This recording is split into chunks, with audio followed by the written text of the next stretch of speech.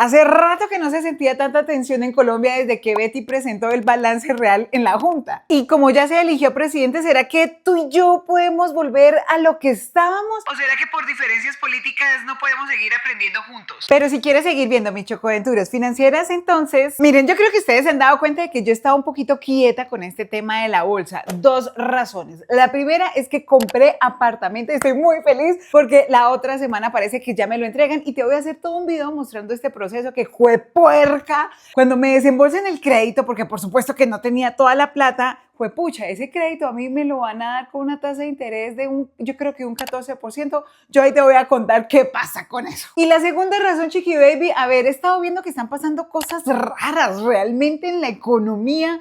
Entonces, ¿yo qué estrategia estoy utilizando en estos momentos? Sí, yo sigo invirtiendo en mis ETFs, que yo ya les he mostrado por ahí mi portafolio. Les voy a dejar por acá un video para que ustedes vean qué es lo que yo tengo ahorita. Pero yo siento que se viene algo feo. Y cuando se vienen caídas, ¿qué es lo que necesita uno para poder aprovechar las caídas? Liquidez. Y como el dólar en Colombia está tan bajo, realmente yo estoy aprovechando, así como mi tío Warren, en tener ahorita mayor liquidez. Sigo con posiciones pequeñas en mis ETFs, pero ahorita la verdad que me estoy descapitalizando mucho más y esto no es una recomendación de inversión, es lo que yo estoy haciendo dependiendo de lo que yo voy viendo del mercado. Así que en estos 6 años que llevo aprendiendo a invertir en bolsa, bueno, y otras inversiones que yo también te he compartido, me di cuenta que la mejor forma de aprender de finanzas no es estudiando gráficos ni aprendiéndose fórmulas, no, es viendo novelas. El problema fue que los latinos crecimos viendo novelas pensando que eso era puro entretenimiento, pero si te pones a pensar, hijo de madre, esas fueron nuestras primeras clases de educación financiera, porque ahí aprendimos cosas muy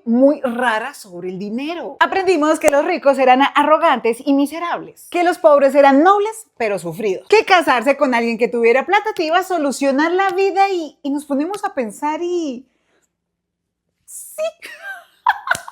Hoy, chiquistres, que te voy a mostrar unos personajes que todos hemos criticado y, que cualquier parecido con la realidad es pura coincidencia. ¿Te suena el nombre de Armando Mendoza? Sí, el presidente de Ecomoda en el año 1999. Él era un maquillador financiero, ¿no? Ese es como el perfil, porque en lugar de solucionar, maquillaba siempre el problema. Ay, pero Armando Mendoza nos enseñó una lección muy incómoda a todos. La educación y el privilegio no reemplazan la disciplina financiera. El que entendió, entendió. Así es como empieza esta historia. Armando, a sus 30 años, recibe Ecomoda, una empresa con una trayectoria de 20 o 30 años, con un valor, mira, esto era lo que valía, aproximadamente unos 97.000 millones de pesos. Vea, píllese cómo empieza esto. Cuando Armando recibe la presidencia de Ecomoda, él no piensa, ¿cómo voy a administrar esto? Él lo que pensó es, tengo que demostrar por qué yo merezco ser el presidente. Entonces ahí es cuando aparece una presión psicológica muy fuerte. Él no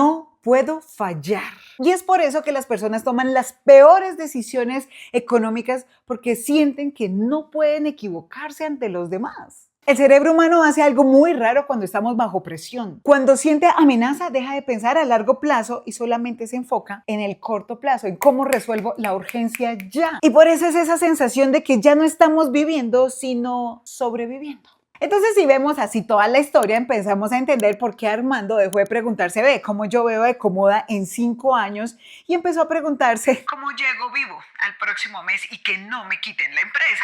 Y mira esto, Armando nos enseña algo, mira, las peores decisiones financieras no suelen nacer de la ignorancia, suelen nacer del miedo, del ego y de la vergüenza. Si no, ¿de qué otra forma podemos explicar que, mira, Armando recibe la empresa con 0 deudas y solo 6 meses después llega a endeudarse en $8 millones, que para la época eso eran unos 15.500 millones de pesos. Ahora, siguiendo la trama, ¿te acuerdas de la empresa Ractel, la que ofreció una comisión de $80.000? Algo que me encanta y es que desde ese entonces fue cuando yo, la primera vez que escuché del dólar, nunca le presté atención, pero mira cómo ya empezamos. De hecho, no sé si lo sabías, pero no me quiero adelantar.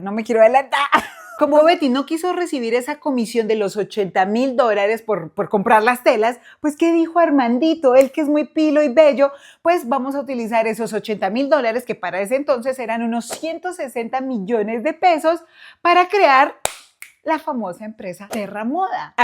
Terramoda la crearon como coartada para poder salvar a Ecomoda por si la llegaban a embargar los bancos y todo eso. ¿Ya lo recuerdas? Ok, pero yo quiero que te enfoques en esta parte. Terramoda empezó con este capital de 160 millones de pesos y cómo fue posible que entonces esta empresa, que era mucho más chiquita que Ecomoda, le empezó a hacer préstamos para pagar nómina, que esas nóminas de Ecomoda, yo me imagino, o sea, era una mega empresa de la época. ¿Cómo lo logró? ¿Tú recuerdas quién era el que hacía la plata en Terramoda? Porque Betty trabajaba en Ecomoda, no podía. ¿Quién hizo la plata? Fue Nicolás Mora. Nicolás Mora era trader y lo que muestran ahí en la novela, en algunas partes, ellos invertían en petróleo, en ganado, en ciertos sectores que, a ver, que no dejaron pues muy claro, pero algo que sí pude ver, Nicolás invertía en divisas, dólar, euro. Hay una parte de la novela en donde muestran eso. Al día de hoy lo entiende, como que me emociona porque desde ya ese mundo me estaba como haciendo ojos. Mira qué inteligente fue Nicolás, que llevó a crecer Terramoda tanto como para llegarle a hacer préstamos a una mega empresa como Ecomoda. Entonces vale la pena aprender a invertir el bolsa, mi amor, y tú todavía ya pensándolo, yo no sé qué estás esperando, la verdad. Yo sé que ahorita te dije cosas al principio de que la economía estaba rara, pero mi amor, si tu fondo de pensiones invierte ahí, pues te das cuenta del problema de Armando, que él no tomaba decisiones financieras desde su realidad económica, de lo que estaba pasando actualmente, sino desde el orgullo. Yo creo que el otro gran error de Armando es que no quiso escuchar nunca jamás a Emperatriz, así era como él le decía. Y claramente Betty sabía más que Armando y ella le advirtió varias veces los riesgos que podía incurrir si hacía esos movimientos tan peligrosos. Pero Armando, ¿qué hizo? Y yo esto lo veo con la realidad. Muchas veces hay gente que nos advierte, nos dice, pero nosotros ¿qué hacemos? Nos vale. Entonces, chiquistrisquis, ¿lo ves? El problema de Armando no fue falta de dinero, porque dinero había, la empresa producía. Fue su incapacidad de aceptar la realidad a tiempo. Mira, las finanzas no premian al más inteligente, premian a quien es capaz de enfrentar su realidad. Incluso cuando esta es muy incómoda. Entonces dime la verdad, ¿te pareces a Armando, sí o no? Porque yo te voy a decir, yo así quién me parezco, porque yo era esa víbora venenosa que me moría cuando veía a los ricos. O sea, es que yo odio ser pobre, como lo decía cierta amiga, pero ya vas a ir dándote cuenta de los demás perfiles. Vamos entonces con el siguiente, que yo sé que también te va a encantar porque esta novela marcó no solamente el momento de la historia, sino el lenguaje que utilizaban. A mí me mataba, me encantaba. Hablemos ahora de Edilberto o Beto Reyes. Este perfil es el que tiene plata, pero no tiene el manual de instrucciones para saber qué hacer con ella. Ay, y ya que estamos hablando de plata, te quería recordar. Mira ese chiquistrisquis. Esto es algo en lo que estuve trabajando durante todo un año y acá yo te enseño qué es lo que hay que hacer con la plata. Es el manual, es un instructivo fácil para que cualquier persona sepa qué hacer con su sueldo todos los meses, cómo organizarse y cómo enamorarse del dinero. Lo escribí con mucho amor, lo encuentras en todas las librerías del país y aquí tengo absolutamente todo. Hasta le tengo un capítulo a las Ponzi Lovers porque donde hay dinero hay estafas y la idea es que tú lo aprendas a proteger y sobre todo que lo hagas crecer contigo. Entonces, volviendo con Beto, el man sabía cómo producir y generar dinero. Hay gente que es muy buena haciendo dinero, pero que no sabe administrarlo y mucho menos conservarlo. La historia de Betico es dura, no es tan amable como la de Armando. Mira, él vivía en Bogotá, en un barrio por allá muy popular, un barrio de estrato 2, 3. No tenía educación formal, era un hombre que había quedado viudo y que mantenía a sus 4 hijos. Y mira, Beto prácticamente que era el sostén de toda esa familia. ¿Mantenía a quién? A la tía Laisa. ¿Se acuerdan de la tía Laisa? Bueno, también estaba Leo Reyes, al hijo Totoy, ¿te acuerdas? Hilda y el perrito que se llama, ¿cómo? ¿Cómo era que se llamaba el perrito? Pretzenay. Bueno, no sé.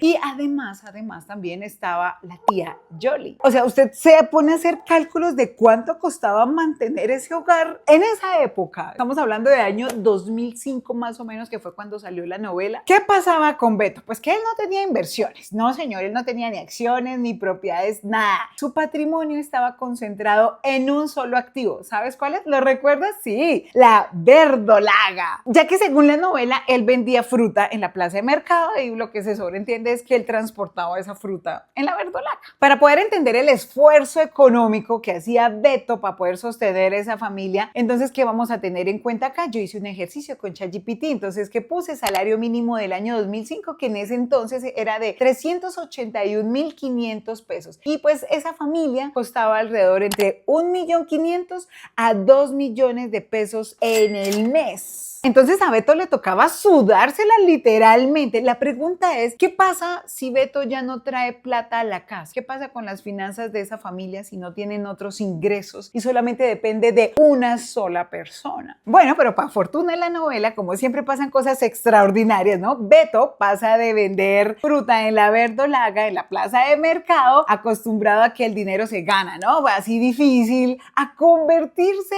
en un presidente de un grupo empresarial, o sea, del más importante del país, que según la novela se llamaba GER, Grupo GER. La verdad es que Beto no estaba preparado para administrar 6.000 a 7.000 millones de dólares en ingresos anuales. ¿Qué, Sofi, tú de dónde estás sacando estos datos?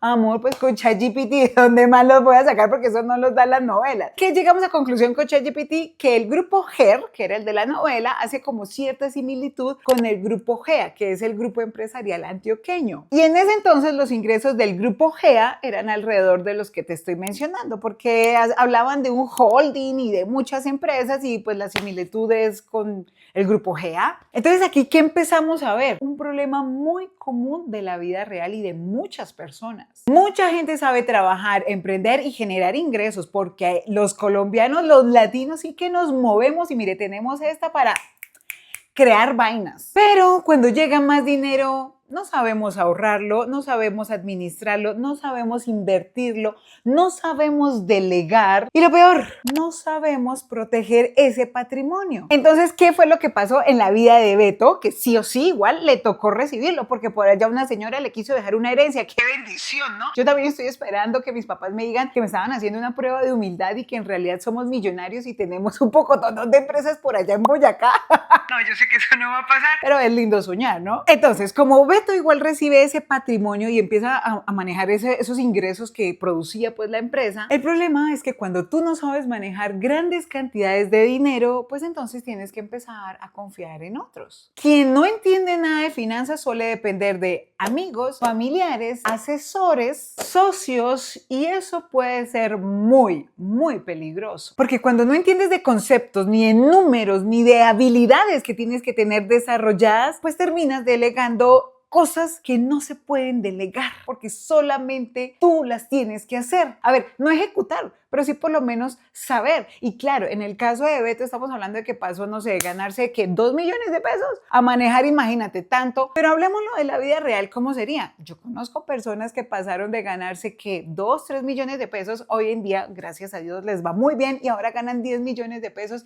y eso es un desastre. O sea, eso entre más plata parece peor, como si quisieran, yo no sé, demostrarle al mundo que ahora sí tienen cuando antes no. O sea, es que eso es un problema. Date cuenta que no es solamente de Excel, de gráficos, de uy, juepucha, es de lo que usted tiene acá y de cómo usted ve el dinero en su vida. Es que es muy difícil andar escalando esa escalera, se llama, de estatus. Aparte es súper desgastante tener que estarle demostrando al vecino, al compañero, a la familia. Yo soy mejor porque supuestamente tengo más plata. Gracias a Dios, Beto le puso en la vida y en esa empresa una mujer correcta, que era Natalia Bernal. Y en la novela, no recuerdo muy bien el final, la empresa como que se la queda finalmente Beto. Yo ya no recuerdo, pero el caso es que nunca se habla de que se perdió la empresa o que tocó por allá venderla, dividir partes, porque Natalia asesoró muy bien a Beto. Pero ahora, ¿qué pasa en la vida real cuando tenemos esos asesores que nos dicen que hagamos cosas y usted, pues, como usted termina confiando, porque como no sabe, desconoce, pues lo que le dicen, usted lo va haciendo y ahí es cuando paila, mondongo, arepa, usted pierde. Y creo que este es un muy buen momento para compartirte una regla financiera que escuché, yo no tenía ni idea, pero me parece que tiene todo el sentido del mundo. Nunca delegues completamente algo que no entiendes. Y quiero aprovechar este momento para felicitar a Beto, ese hombre humilde que, a ver, yo le voy a dar algo muy a favor y es que él, aunque aumentó su estilo de vida, mire que él nunca sintió vergüenza de sus orígenes, de dónde provenía, o sea, él nunca dejó ser Beto, a pesar de que ahora vivía en una muy buena casa, en un muy buen barrio en Bogotá. Él no cambió de carro y se seguía vistiendo igual que siempre. ¿Por qué? ¿Por qué Beto no cambió? ¿Qué tenía él que de pronto no tenía Iriarte? Que vivía de la apariencia y le importaba demasiado lo que los otros pensaran. ¿Qué tenías, Beto? ¿Qué tenías? Beto seguía disfrutando de su forma de vivir y de ver la vida. Y por eso la mayor lección financiera que nos deja Beto, cambiar de patrimonio no te obliga a cambiar de identidad, porque el dinero no define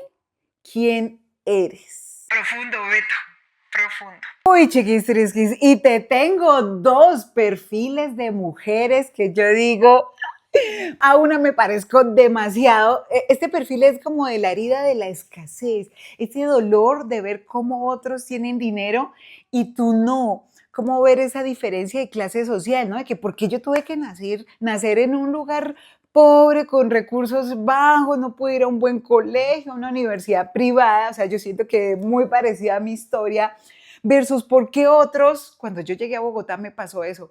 No, que estudié en los Andes, que en la Javeriana, y hablaban diferente, se expresaban diferente, todo era tan diferente. Yo, de hecho, me alcancé a sentir muy diferente y ese choque social para mí fue muy duro. Por eso, cuando yo, al principio, que acá te echo todo el chisme completo, yo me sentía que tenía que ser otra persona para poder encajar en ese círculo y por eso lo primero que yo hice con mi sueldo fue tratar de comprar todas las cosas que me hicieran parecer igual a ellos. Ay, sí, no, es que el tema del dinero es complicado porque tenemos la percepción de ¿qué? De lo que vimos de nuestros papás y de lo que vimos en las novelas. ¿De dónde más íbamos a aprender de dinero? Si no había un canal como estos que nos enseñara De educación financiera.